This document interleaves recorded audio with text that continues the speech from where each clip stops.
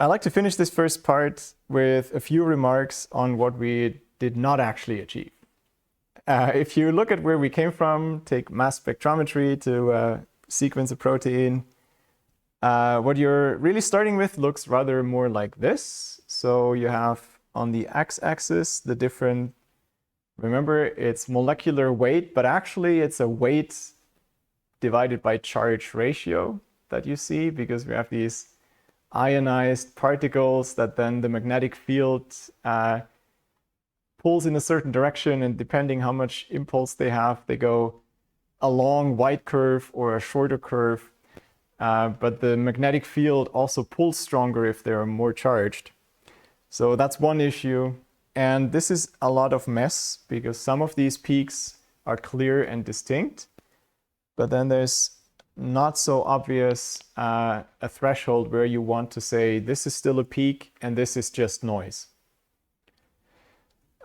If you take this is a concrete example from this Bioinformatics algorithms book. So it's an actual molecule where they got the data from.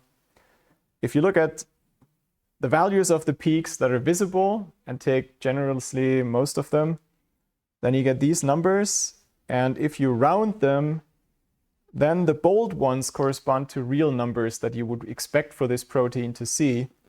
And the other 2/3 are just noise or contamination or things you don't actually should expect for this molecule.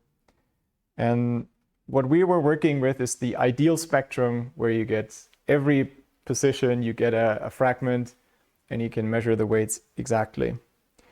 So there's a bunch of complications that mean the algorithm that we developed can't be applied directly, because we had a yes-no procedure, right? We accepted the perfect ideal spectrum, and if there was some measurement error or one of these peaks got lost, we would just tell the user, nah, can't do it, your fault.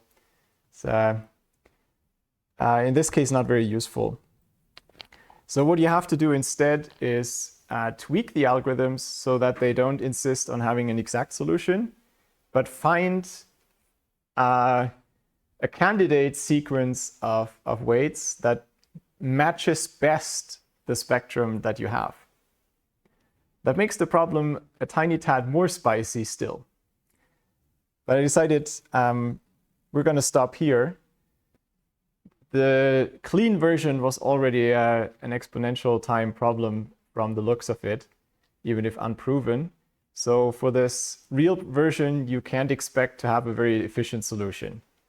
And you might even have to give up correctness in the sense that you find the exact best solution according to some criterion. And then people work with heuristics and try to double check the results with external techniques. Okay.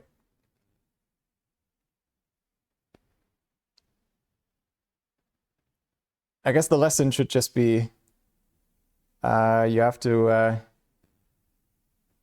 not just learn the algorithms, but also see where they make assumptions, how that can fail, and how the results you get might have to be double checked.